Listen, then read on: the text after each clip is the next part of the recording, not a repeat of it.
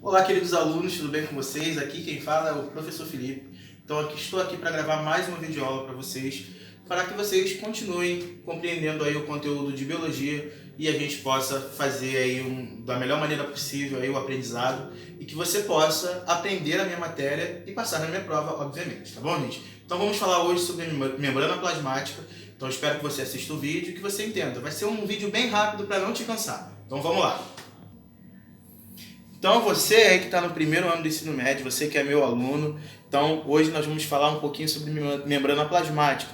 Já falamos um pouco sobre as características gerais das células, falamos da diferença dos seres procariontes para os seres eucariontes, os tipos de células, e agora nós vamos falar sobre a célula propriamente dita em si, tá, gente? Então vamos falar da membrana plasmática hoje, porque a membrana plasmática, como vocês já sabem, é um envoltório que vai delimitar ou dividir ou separar o meio interno da célula do meio externo, tranquilo? Então vamos ver algumas funções, algumas características da membrana plasmática. Vamos lá.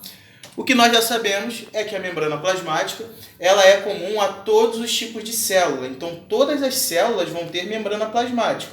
Tranquilo, gente? Então se eu perguntar na prova, já sabe que todas as células vão possuir membrana plasmática.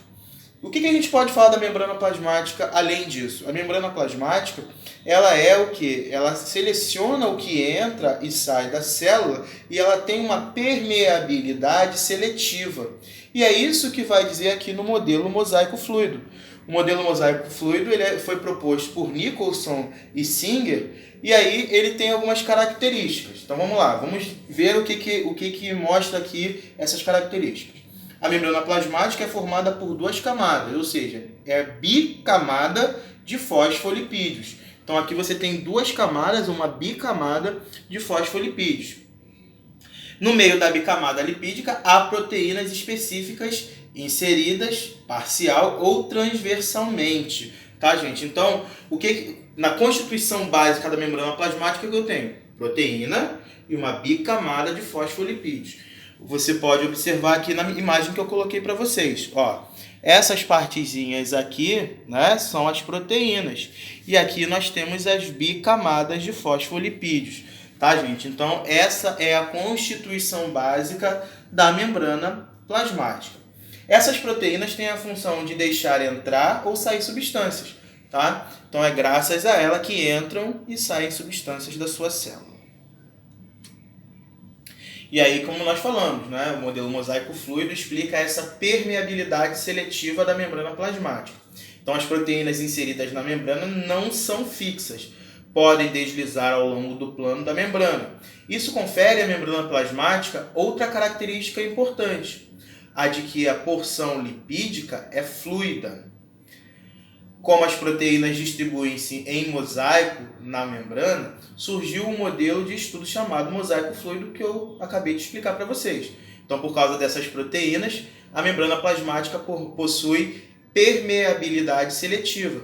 As proteínas determinam o que entra e o que sai das células em condições ideais. Lembrando, gente, quem formulou esse modelo mosaico fluido, quem propôs, foi quem? Foi Nicholson e Singer, tá, gente? Então, se vocês tiverem uma pergunta aí, quem propôs o modelo mosaico fluido? Foi Singer e Nicholson. Muito bem, gente?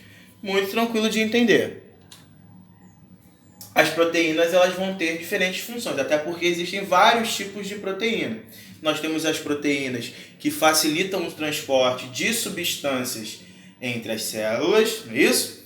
Proteínas de reconhecimento que vão atuar na membrana como um verdadeiro selo marcador, sendo identificadas especificamente por outras células.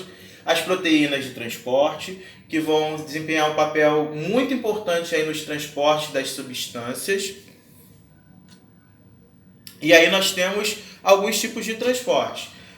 Primeiramente, existe um transporte que há gasto de energia e o que não há gasto de energia. Então, presta atenção. Quais são os que não há gasto de energia? Nós temos aí o transporte passivo. O transporte passivo ele pode ser por meio de difusão facilitada, difusão simples e osmose. Então, os exemplos mais clássicos de transporte passivo, aquele que não há gasto de energia, são os de difusão facilitada, difusão simples e osmose. São esses aí em que não há gasto de energia. Explicando um pouco sobre difusão simples e facilitada, tá, gente? Qual a diferença entre um e outro? A difusão facilitada não há gasto de energia. A difusão simples também não há gasto, mas existem algumas pequenas diferenças que a gente pode colocar aí. A difusão facilitada precisa de uma proteína permease para acontecer. Então, precisa de uma proteína permease para acontecer. Já na difusão simples, não precisa de nenhuma proteína para mediar esse transporte. Então, na difusão facilitada, nós precisamos de uma proteína e na difusão simples, não precisa dessa proteína para mediar um transporte. Na difusão facilitada, a velocidade vai depender da quantidade de permease disponível, tá, gente? Na difusão facilitada, vai do ponto de maior concentração de soluto para o de menor concentração de soluto, tá, gente? E aqui na difusão simples, podem fluir de dentro para fora da célula, vice-versa, de forma espontânea.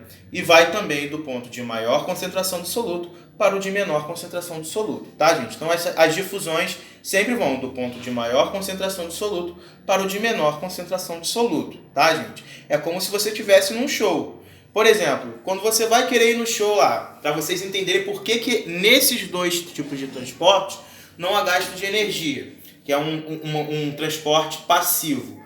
Vamos lá, você vai num show, por exemplo, tá tudo hiperlotado lá nesse show. Você vai querer chegar no mais próximo possível lá do seu cantor preferido.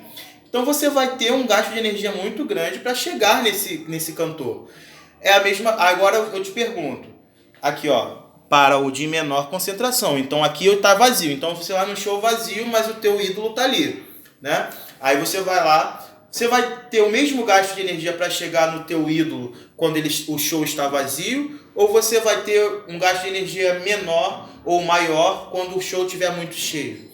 Obviamente quando estiver vazio. Então quando ele sai do ponto de maior concentração para o de menor concentração, o show está vazio, ó, menor concentração. Você vai chegar tranquilinho ali aonde você quer. Então nesse caso aqui não há gasto de energia. Tranquilo, gente?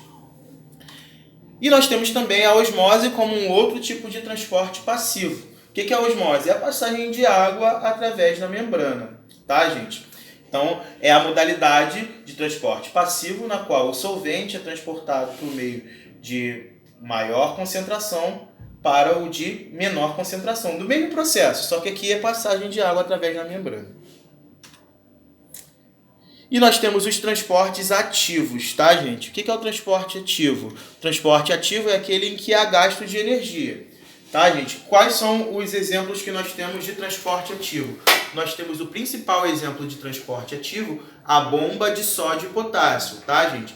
Onde eu tenho o soluto indo do meio de menor concentração para o de maior concentração. Então, tem que ter um gasto de energia ali, tá, gente? Então, repetindo, diferença de transporte passivo para transporte ativo. Transporte passivo, não há gasto de energia.